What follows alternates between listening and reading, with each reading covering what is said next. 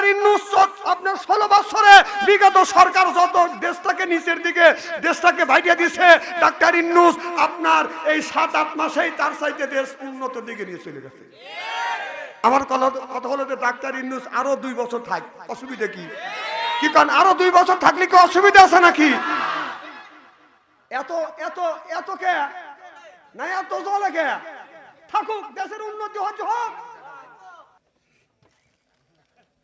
বাংলাদেশের জন্য, বাংলাদেশের মধ্যে বাংলাদেশের জন্য কোরআনের পাখি আল্লামা দিলওয়ার হোসেন আমাদের নিয়ামত ছিল, যেমন আমাদের দেশের একটা সম্পদ ছিল, ঠিক প্রফেসর ইউনূস আমাদের দেশের একটা সম্পদ। আমরা আল্লামা দিলওয়ার হোসেন সাইদি কোরআনের পাখি একটা সম্পদ হারাইছি, আর ডাক্তার ইউনূস এই সম্পদটা আমরা হারাতে চাই না।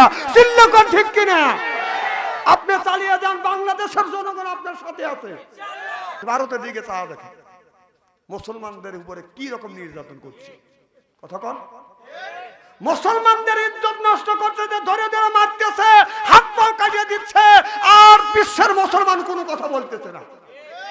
আচ্ছা, ওখানে ভারতের মধ্যে আমাদের মুসলমান ভাইদেরকে হত্যা করতেছে, মুসলমান ভাইদের মারতেছে, মসজিদ ঘর ভেঙে দিচ্ছে, বুলডোজার লাগাইয়া মসজিদ ঘর ভেঙে দিচ্ছে। আমাদের বাংলাদেশে হিন্দু মুসলমান বৌদ্ধ খ্রিস্টান আমরা সকলে মিলেমিশে বসবাস করতেছি। আমরা কোনোদিন হিন্দুদের মন্দির আঘাত করি নেই, হিন্দুদেরকে বাড়ির থেকে তাড়িয়ে দেই নেই। আর দেখেন ভারতের হিন্দুরা আজকে মুসলমানদেরকে কিভাবে নির্যাতন করতেছে। ভারতদেরকে আমি হুঁশিয়ার করে দিতে চাই, এই দিন চিরদিন থাকবে না। এমন একটা দিন আসবে, আল্লাহ রাসূল বলেছিলেন, আল্লাহ রাসূল 1450 বছর আগে বলেছে, একদিন ভারতের সাথে অর্থাৎ হিন্দুদের সাথে এই বাংলাদেশের একদিন দাঙ্গা হবে। সেই দিন এই বাংলাদেশের আপামর জনতা মুসলিমরা লাঠি হাতে নিয়ে ভারতদেরকে ঠান্ডা করবে। চিল্লাকন মারহাবা। সেই দিন যখন আসবে, বাংলাদেশ থেকে না গোটা বিশ্বের মুসলমানরা যখন ডাক দিবে, সেদিন বেঈমানদের সাথে মোকাবেলা করবার জন্য আমরা কারা কারা রাজি আছি? 2 হাত টান করে দেখান তো দেখি।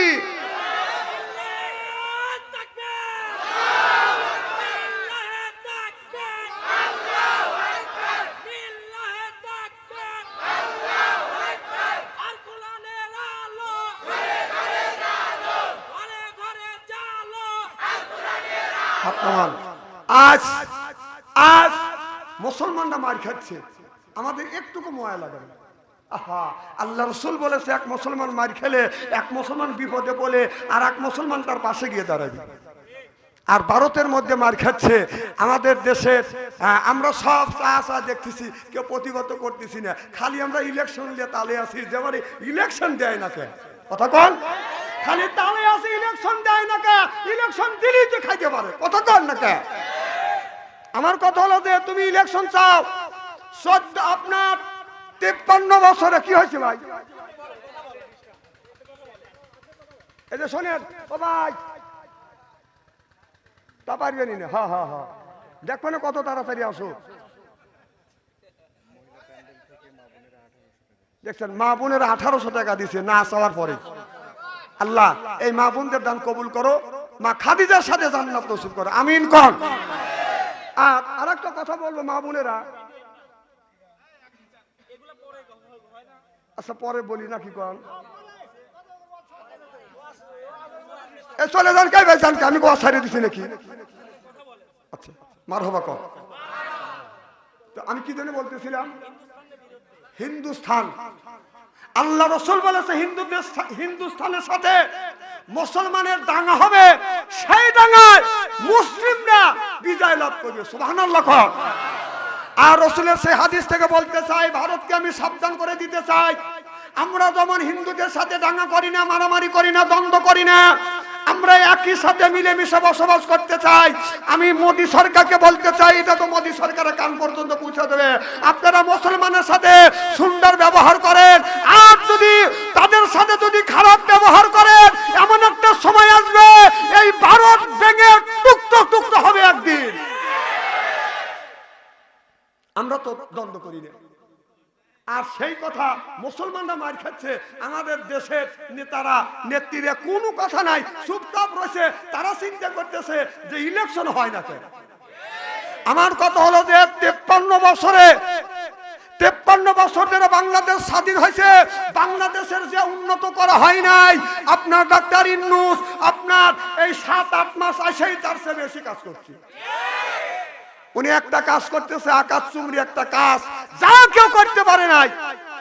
চীন থেকে বাংলাদেশে একটা ভালো একটা গুড নিউজ, সেটা হলো আপনার ওষুধের হাসপাতাল হবে, ফ্যাক্টরি 250 রকমের ওষুধ তৈরি করবে, উন্নত মানের তৈরি ওষুধ, সারা বিশ্বের মধ্যে উন্নত মানের ওষুধ তৈরি করবে, স্বল্প মূল্যে বিক্রি করবে। আল্লাহু আকবার কোন।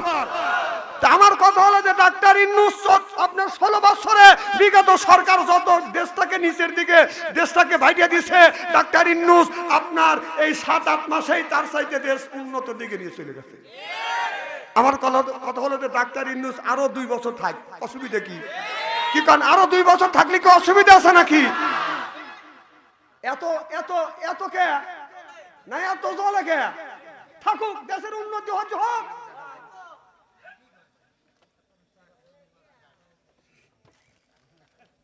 বাংলাদেশের জন্য, বাংলাদেশের মধ্যে বাংলাদেশের জন্য কোরআনের পাখি আল্লামা দিলওয়ার হোসেন আমাদের নিয়ামত ছিল, যেমন আমাদের দেশের একটা সম্পদ ছিল, ঠিক প্রফেসর ইউনূস আমাদের দেশের একটা সম্পদ। আমরা আল্লামা দিলওয়ার হোসেন সাইদি কোরআনের পাখি একটা সম্পদ হারাইছি, আর ডাক্তার ইউনূস এই সম্পদটা আমরা হারাতে চাই না। চিল্লাকন ঠিক কিনা? আপনি চালিয়ে যান, বাংলাদেশের জনগণ আপনার সাথে আছে। না না, উনি বলছে উনি সুদ খায় না, উনি বলছে সুদ খায় না, তবে ওনাদেরকে ওই ব্যাংকে উনি চাকরি করছে, উনি বলছে তারপরে যদি সুদের গুণ হয় ওনাকে বলি আপনি তওবা করেন, আল্লাহ আপনাকে মাফ করবে। তওবা করলে মাফ করে কে? তারপরে 86 বছর বয়স ডাক্তার ইউনূসের। আমি আপনাদের এই মঞ্চের থেকে, এই মাহফিল থেকে আমি অনুরোধ করতে চাই, ডাক্তার ইউনূস সাহেব আপনি মুখে দাঁড়িয়ে রাখলে আরো সৌন্দর্য আসবে। কি কোন কথা কি খারাপ বলতেছি নাকি? কারণ আপনি যত ভালো কাজ করতেছেন, আমরা দোয়া করি আল্লাহ আপনাকে হায়াত দান করুক, আপনি বাংলাদেশের জন্য আরো উন্নত মানের কাজ করেন। হ্যাঁ, উপদেষ্টা হিসেবে কবুল করো, আমিন কোন। আমার ভাইরা, আমার দেশে কোরআনের মধ্যে আপনার সমাজের আদালত, রাষ্ট্রের আদালত, পারিবারিক আদালত, স্বামী স্ত্রী আদালত, কোরআন তিবি আনালি কুল্লি শাইয়ের, এমন কোনো বিষয় নাই যে কোরআন কারিমের মধ্যে তুলে ধরা হয় না। সুবহানাল্লাহ জোরে কর। আর আমরা যদি এই কথা বলি, হুজুরা খালি ওয়াজ করবে যে আমার পাপিয়া ভা, উনি পাপিয়া ভা, উনি বলছে যে হুজুররা মসজিদে ইমামতি করবে, বিয়ে পড়াবে, আপনার কোনো রাজনীতি কথা বলতে পারবে না, কারোর কাছে ভোট চাইতে পারবে না। আমাদের দেশে জেলে যদি ভোট চাওয়ার অধিকার থাকতে পারে, এরপরে যিনি আপনার সুইপার আছে তার যদি ভোট চাওয়ার অধিকার থাকতে পারে, একজন রিক্সা চালায় তার যদি ভোট চাওয়ার অধিকার থাকতে পারে, একজন কামলা বিক্রি করে তার যদি ভোট চাওয়ার অধিকার থাকতে পারে, ওনার মতো পাপী আবার যদি ভোট চাওয়ার অধিকার থাকতে পারে, আমাদের কেন ভোট চাওয়ার অধিকার থাকবে না? আমরা কেন মসজিদে থাকবো? আমরা থাকবো, আমরা পুরুষ মসজিদে ইমামতি করবো, গ্রামের মধ্যে আপনি নেতৃত্ব দেবো, আপনি মহিলা মানুষ, আপনি ঘরের মানুষ, ঘরের মধ্যে ঢুকুন, আপনার বাড়ি এসে ভ্যাক ভ্যাক করা লাগবে কে?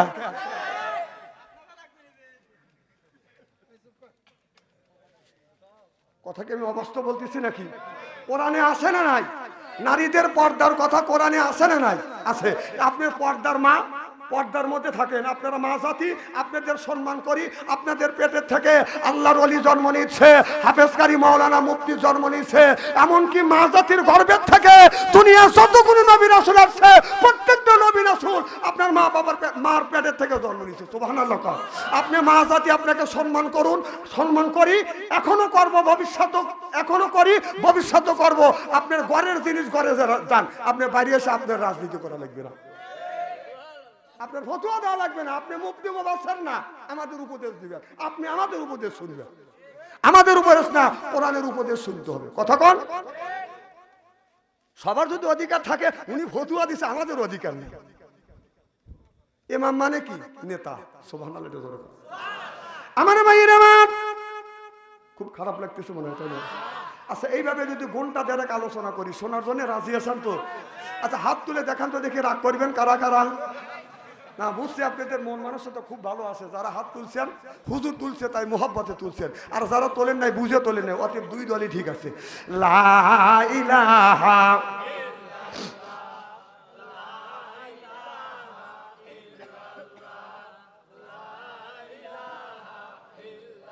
এই কলে মার বান্ধবেলা কাজে লাগবে মরণ বেলা, এই কলে মার রৌশনীতে কবর হবে তোমার উজালা। লা ইলাহা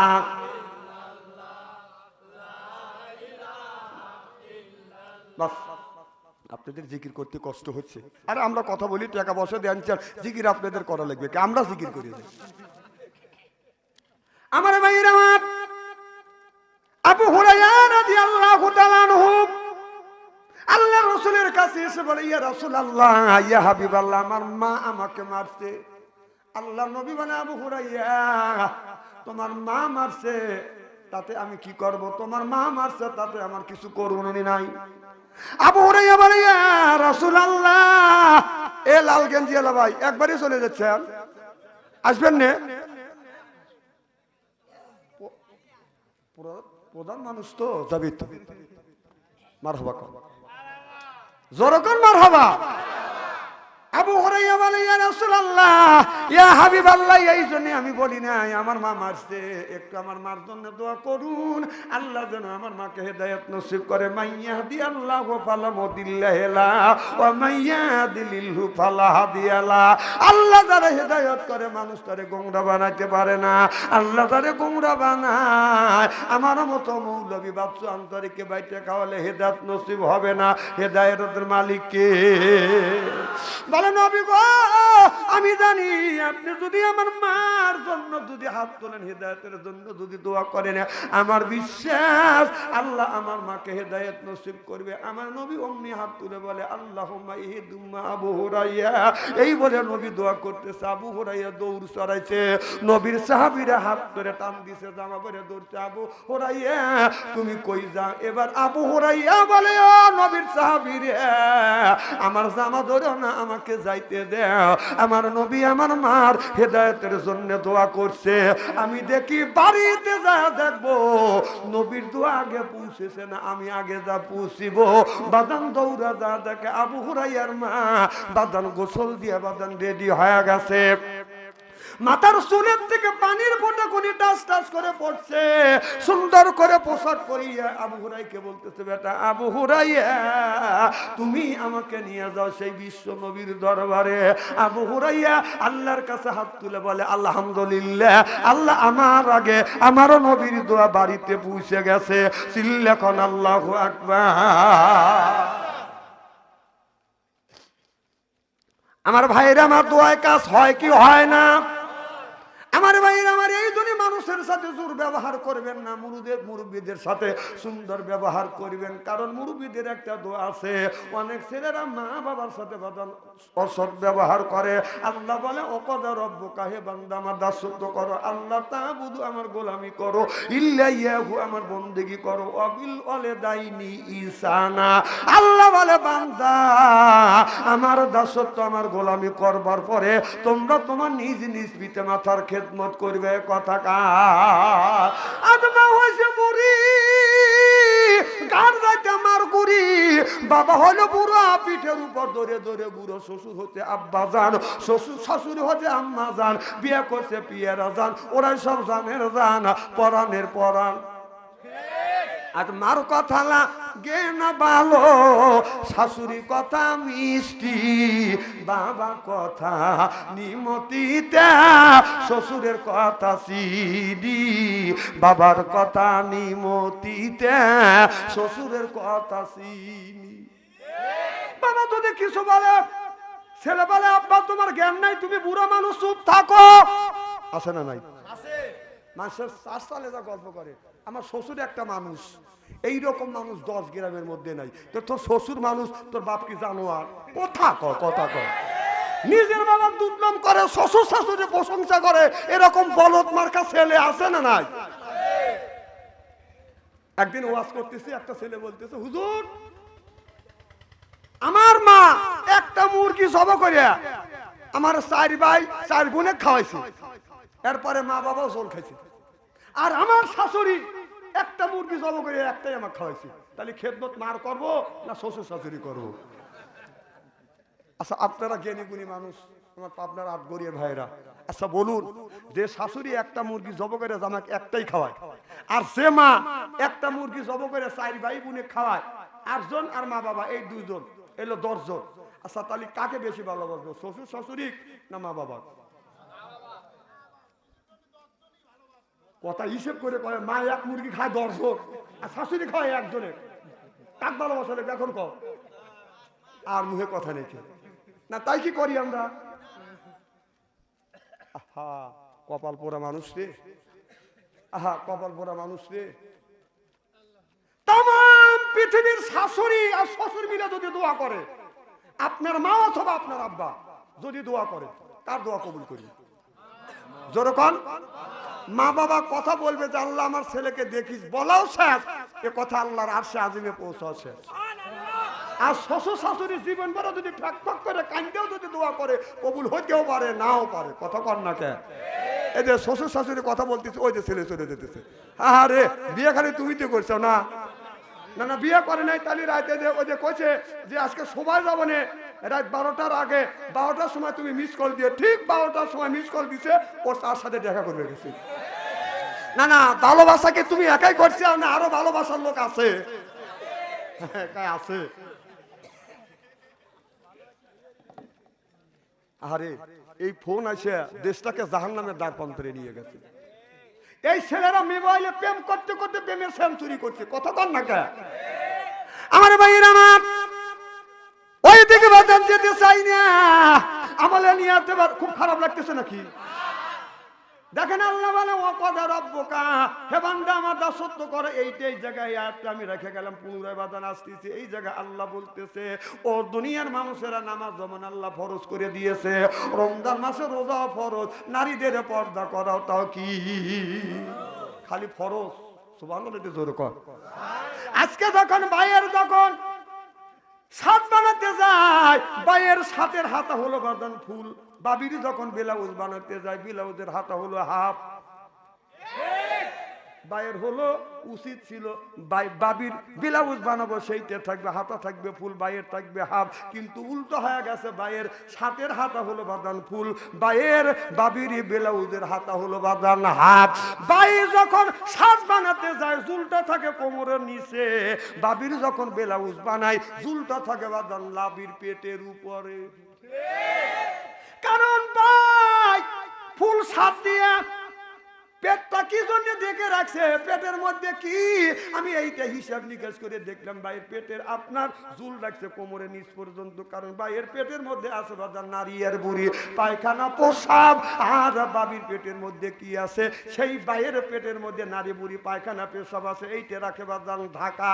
আর বাবির পেটের মধ্যে হবে হাফেজকারী মাওলানা মুফতি, ওইটা রাখে বাজান আগলা। দেখে যুবকেরা হয়ে যায় বাজান পাগলা। পিছনে হলো বাজান আপনার খালি।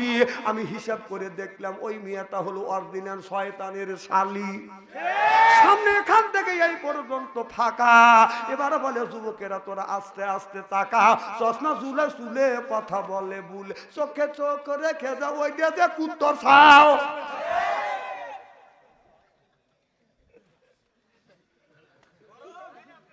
সব কথা কওয়া বাদ দিয়ে এই দুনিয়ায় যতই করো আপনা, এইরকম মেধা কথা বলে মানুষকে আল্লাহর রাস্তা আনা যাবে না। এটা অন্যায়, এটা করা যাবে না, এটা ন্যায় করতেই হবে। ন্যায়ের পক্ষে কথা বলতে গেলে জেল খাটা দরকার হলে জেল খাটবো, জরিমানা দেওয়া দরকার হলে জরিমানা দিব, প্রয়োজন হলে ফাঁসির মঞ্চে উঠবো, প্রয়োজন হলে ফাঁসির মঞ্চে উঠবো। বাতিলের সাথে অবস্থায় চিল্লা কর ঠিক কিনা?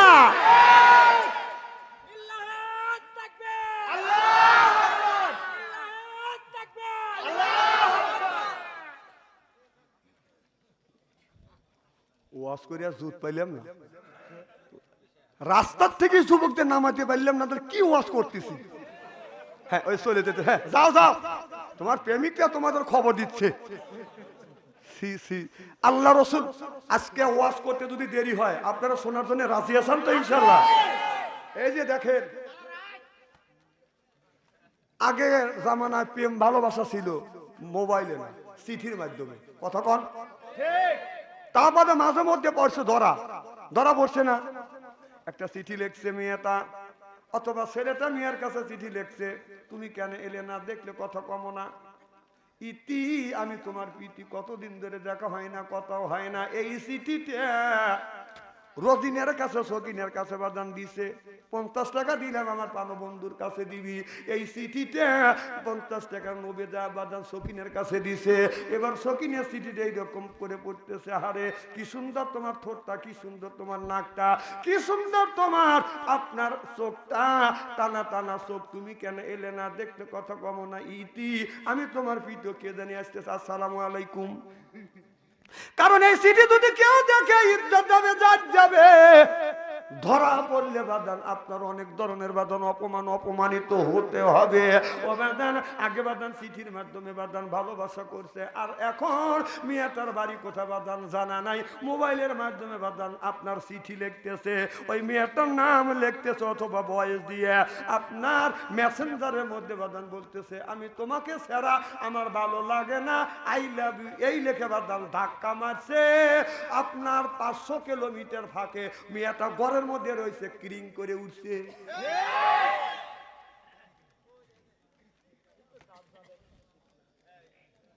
যাও ওই কটা চুরি কিনে এলে যেতেছে তো না, ফিরছে মার হবার জোরে কর। আবার মেয়েটা আবার ওই উত্তর পাইছে, উনি উত্তর দেওয়া লাগবে না, তখন উত্তর দিচ্ছে, যুবককে আমি তোমাকে ভালোবাসি, জীবন দিয়ে ভালোবাসি, প্রয়োজন হলে জীবন দিব। এই বাদান আপনার ধাক্কা মারছে, আপনার 20 মাইল ফাঁকে গড়ে তালা দরজা দিয়ে বাদান শুয়ে আছে, ক্রিং করে উঠছে। ঢুকলো কোন দিয়ে? এইগুলি ঢোকে কোন দিয়ে? এখানে বাতাসের মাধ্যমে। কতক্ষণ?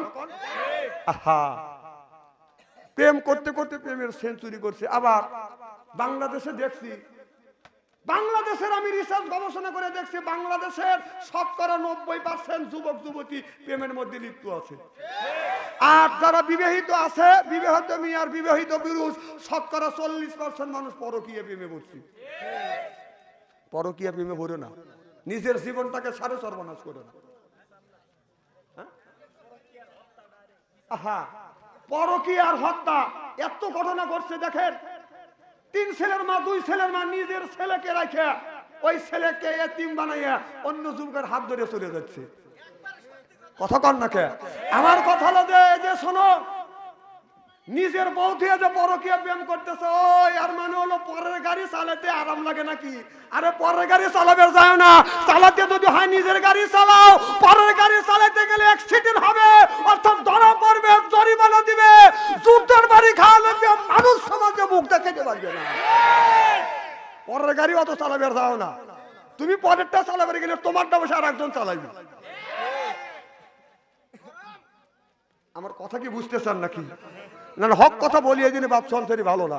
আজকে আসছি, হয় আপনাদের কি থানা, আটগড়িয়া থানা আসবো, না হয় না আসবো, কিন্তু আজকে ইস্তেরি করে দিয়ে যাবো। ইস্তেরি হচ্ছে তো না, আমাদের বউ তো আছে। আমাদের যদি কেউ কল দেয়, বলা আছে যে যেই কল দিবে ধরে বলবি সালাম কালাম নাই। আর পরপুরুষের সাথে কিসের সালাম কালাম? কথা কন না কেন? বলবে তুই কে, এক ফাঁসে তুই কে,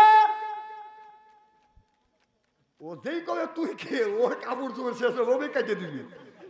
কথা কন না কে? আর তুমি যদি মিস্টার সালামালাইকুম, ও পাবে সুযোগ পাই যে ভাবি না কয়, হ্যাঁ রাস্তা দিয়ে ভাবি হাইটে যাচ্ছে, ভাই হাইটে যাচ্ছে, ওই বাড়ির বউটা সুন্দর আছে, যা করে যে ভাই ভাইতে আসান না, ও তো জানে যে ভাই ভাই নাই। ভাবি এসে কে কেটা ভাই নিয়ে কতদিন ধরে দেখি নে, ভাই কোনে কাছে কয় বাইক নাই, কয় ভাবি পানি পিপাসা লাগছে, 1 গ্লাস পানি দাও। তার পানি খায়া ভাবি আপনাকে এত সুন্দর দেখা যাচ্ছে। মিয়া সালে দুর্বল জায়গায় এইটা, মিয়া সালে দুর্বল করতে গেলে একটা থেকে বলবে ভাবি আপনাকে কে রে চ্যাংরা মানুষের মতো লেখা, এত সুন্দর আপনাকে দেখা যাচ্ছে। তখন ভাবি কবে যে তোমার ভাই আমাকে দেখ ফিরবে না, আমি বুড়ি হয়ে গেছি। মিয়া মানুষ তো নরম দিলের মানুষ।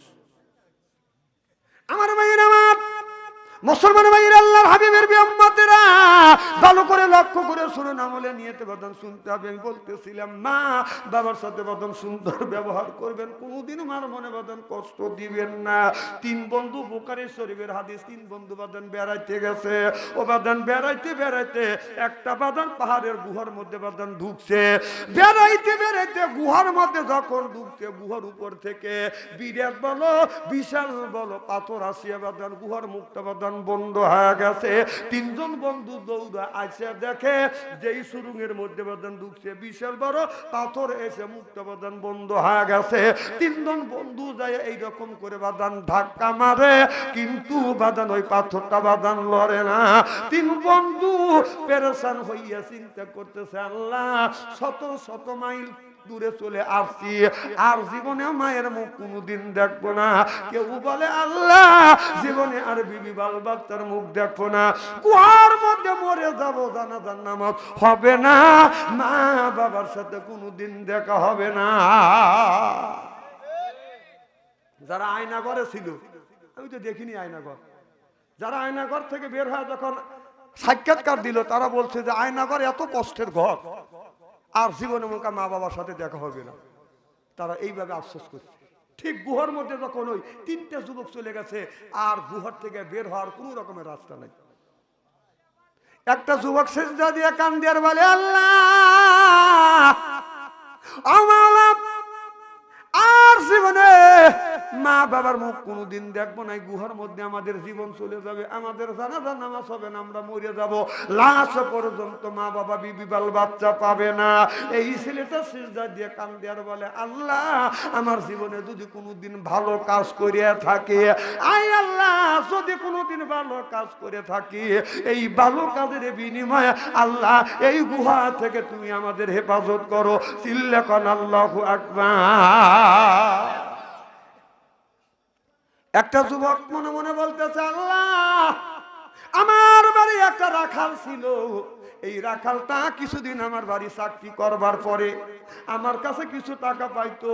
এই রাখালটা পলা বাড়ি চলে গেছে, কিন্তু আমার কাছ থেকে বেতন নেয় নাই, 2 মাসের বেতন নেয় নাই। আল্লাহ ওই রাখালের টাকা আমি মাইরিয়া খাই নাই।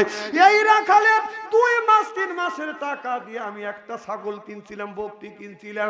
এই বকটিতে আমি পালতে পালতে এই বকটিতে পরে 20টা এক পাল বকটি হয়ে গেছে, কিন্তু দীর্ঘ 20-25 বছর পর ওই যুবকটা বাড়ির বাদান আপনার কর্মচারী ছিল, চাকর ছিল, ওই যুবকটা বাদান বেতন 3-4 মাসের বেতন নেয় নাই।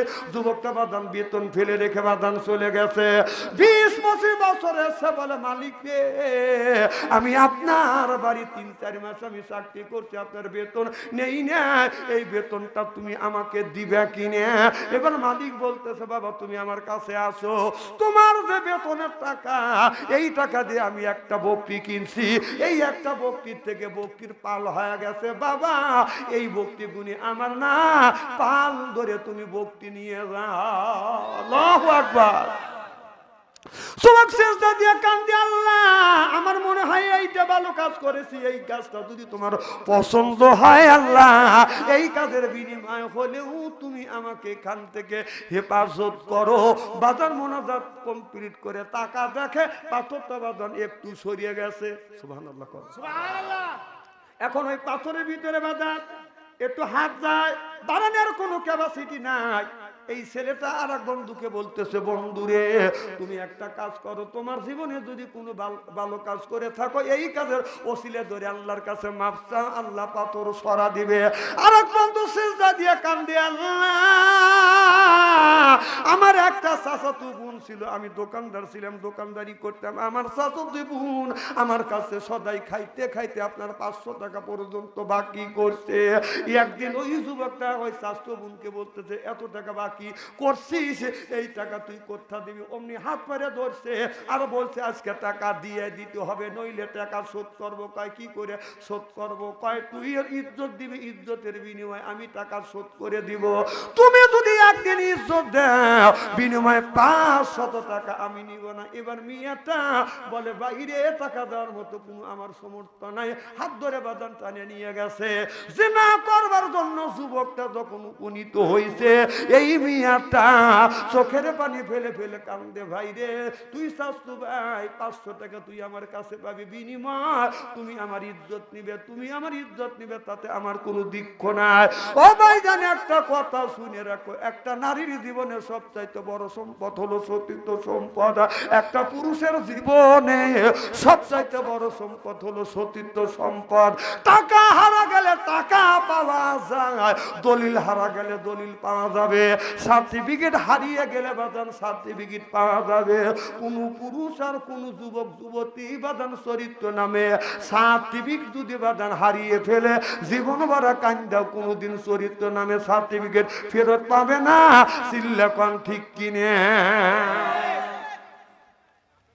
মেয়েটা চোখের পানি ফেলে দিয়ে কান্দে, বাইরে আমি নারী, আমার জীবনের সবচাইতে বড় সম্পদ হলো সতীত্ব সম্পদ। এবার আমার এই সম্পদটা তুমি নষ্ট যে করিবে, কিয়ামতের ময়দানে আল্লাহর আদালতে তোমার কিন্তু জবাব দিতে হবে। তোমার কি আল্লাহর সিনায় ভয় নাই? এবার যুবকটা জাহান্নামের ভয়ে জড়ো হয়ে গেছে। সে না বেবেচারি বন্ধ রাখিয়া উঠে চলে আসছে। ওই যুবকটা কান্দে আর বলে, আল্লাহ আমি জিনা করবার পর জিনা করতে গেছি, জিনা করিনি, আমি উঠে আসছি। আল্লাহ এইটা আমার জীবনে যদি ভালো কাজ করিয়া থাকি, আল্লাহ এর বিনিময়ে পাথরটা তুমি সরিয়ে দাও। বলাও শেষ, পাথরটা বাদান আরো সরিয়ে গেছে। এখন 2টা ছেলে 3টা ছেলে চিন্তা করলেন, বাদান আর একটু যদি পাথর সরে তাহলে আরো অনায়াসে বাদান বের হবে, আর পাথর যদি না সরে আর বের হওয়া বাদান সম্ভাবনা নাই। 2 বন্ধু বলে আর এক বন্ধুকে বলে, বন্ধু রে দেখো তুমি জীবনে কোনো ভালো কাজ করছো কিনে, এর বিনিময় এর ওসিলা ধরে আল্লাহর কাছে মাপ চাও, হয়তো আল্লাহ পাথরটা যদি সরাইয়া দেয় 3 বন্ধু বাড়ি চলে যেতে পারবো। চিল্লাকান আল্লাহু আকবার। আর এক বন্ধু সিজদায় পড়ে কান্দে, আল্লাহ ও মাওলা, আমার মা বৃদ্ধ মা ছিল, আমার ভক্তি ছিল, ভক্তি দোয়াইতাম, কিন্তু অভাবের বশত আমি ভক্তি দোয়াইয়া মার মুখে দুধ না দিয়ে আমি পান করতাম না। কিন্তু অভাব, ছেলে মেয়ে বাদান না খায় আছে বাদানা, ও বাদান ছেলে মেয়ে না খায় আছে। এই ছেলেটা বাদান একটা ভক্তি বাদান দোয়াইছে, দুধ দোয়াই এই দুধটা নিয়ে বাদান মার কাছে নিয়ে যাচ্ছে। ছেলে এসে বলে, আব্বা আজ সারাদিন কিছু খাইনি, এই দুধটা আমারে দাও। মেয়ে বলে, আব্বা সারাদিন কিছু খাই নাই, আব্বা গো এই দুধটা আমারে দাও। বিবি বলে, ছেলে মেয়ে কাঁদতেছে, ছেলে মেয়েকে একটু দুধ দাও, আমাকে দাও, আমার তো ক্ষুধার যন্ত্রণায় তন্তি ছিঁড়ে দিতে চাচ্ছে। ছেলে বলে, না না, ওরা চ্যাংটা মানুষ, তুমি আমি সহ্য করতে পারবো, কিন্তু আমার বুড়ো মা যদি অনাহারে থাকে মা সহ্য করতে পারবে না। এবার যুবকটা যাইয়া মাকে দুধ পান করাইছে। যুবক দুধ পান করাইয়া আল্লাহর কাছে হাত তুলে বলে, আল্লাহ এইটা যদি আমার জীবনের ভালো কাজ হয়ে থাকে রে আল্লাহ, এর বিনিময় তুমি আমারে মাফ করে দাও, পাথরটা বাদান সরিয়ে দাও। ও বাদান মার সাথে সুন্দর ব্যবহার করবেন, দুর্ব্যবহার করবেন না। যার মা নাই সেই কিন্তু মায়ের ব্যথা বোঝে, বাবা তার মারা গেছে সেই কিন্তু বাদান বাবার ব্যথা বোঝে। ও বাদান আমার মা এই জমিনে বাদান বেঁচে ছিল 112 বছর বয়স, আমার আব্বা এই জমিনে 97 বছর পর্যন্ত বাদান বেঁচে ছিল। আমার মা 2 থেকে 3 বছর বিছানা ভরে পায়খানা করছে, পেশাব করছে। আমার বিবিকে নিয়ে এই হাত দিয়ে আমার মায়ের পায়খানা পেশাব আমি পরিষ্কার করছি, বৃদ্ধ মা পরিষ্কার করছি, মা পরিষ্কার করছি। মা আমার জন্য আল্লাহর কাছে হাত তুলে দোয়া করছে, আল্লাহ আমার বেটা আমার খেদমত করতেছে, পায়খানা পেশাব পরিষ্কার করতেছে, আল্লাহ আমার ছেলেকে বাংলাদেশের বড় হক্কানি আলেম বানাইও, বাংলাদেশের আনাচে কানাচে যেন কোরআনের দাওয়াত দিতে পারে। মা মারা গেছে, মার দোয়া কবুল হয়ে গেছে, এখন বাংলাদেশের আনাচে কানাচে কলেমার দাওয়াত দে, মার দোয়া কবুল হয়ে গেছে। আল্লাহু আকবার কর, এটা মার দোয়ার প্রতিফলন। আহা, মা কি নিয়ামত, বাবা কি নিয়ামত জানেন? আজকে দেখেন আমাদের দেশের বাংলাদেশের কিছু কিছু ছেলের চাকরি হয় না, হয়তো আল্লাহ রিজিক রাখছে বিদেশে, বিদেশে যা কাজকর্ম করে খাচ্ছে, আছে না নাই? একজনের দুইটা ছেলে, বাবা মাস্টার ডিগ্রি পাস করাইছে, টাকার অভাবে বাদান ছেলেদের চাকরি দিতে পারে নাই, বা টাকাও দিছে এরপরে বাদান চাকরি হয় না। আল্লাহ বিদেশের রিজিক বাদান লিখে রাখছে, দেশে চাকরি হয় নাই, দুইটা ছেলেকে বাদান বিদেশ যখন পাঠাচ্ছে, বিদেশ যখন পাঠাচ্ছে, দুইটা ছেলে বাদান একসাথে বিদেশ যাবে। এবার বাবা আল্লাহর কাছে হাত তুলে কান্দে আর বলে, আল্লাহ দুইটা ছেলেকে আমি সুশিক্ষা শিক্ষিত করছি, কিন্তু বাংলাদেশে কোনো চাকরি হলো না, তুমি রিজিক রাখো নাই, রিজিক রাখছো বিদেশের বাড়িতে। আল্লাহ ছেলে বিদেশ যাবে, হয়তো আমি বাবা আমার বিবি যদি মারা যায়, এই দুই ছেলে আসিয়া কোনদিন বাবা আমাকে বাবা বলে ডাকবে না, আমার বিবিকে মা বলে ডাকবে না, হয়তো দুইটা ছেলের মাটি আমাদের ভাগ্যে না। এই যে ছেলেরা বাংলাদেশ থেকে যখন বিদেশ যায়, ওখানে কলজে ফুটে না, ওরা কি সুখের জন্য যায়? প্রথম যাই রিজিকের তালা, সেখানে বাংলাদেশে রিজিক রাখা নেই, আল্লাহ বিদেশ রাখছে। যখন এই ছেলেরা যখন বাড়ি থেকে বের হয়, বাড়ি থেকে যখন বিদেশে যাওয়ার জন্য যখন রওনা দেয়, মার কাছে যায় কথা বলতে পারে না, আব্বার কাছে কথা বলতে পারে না, বুক পেটে চোখ থেকে পানি আসে। আর গ্রাম থেকে যখন বের হয়, মনে মনে কান্দে আর বলে, আল্লাহ আর জীবনে মনে হয় গ্রামের বাড়িতে আসতে পারবো না, মা বাবা গ্রামবাসীর সাথে দেখা করতে পারবো না। ছেলেটা চলে যায় বাদান বিমানবন্দরে, বিমানে যখন ওঠে, বিমানও যখন উড়িয়া চলে যায়, বিদেশি ছেলে বাংলাদেশের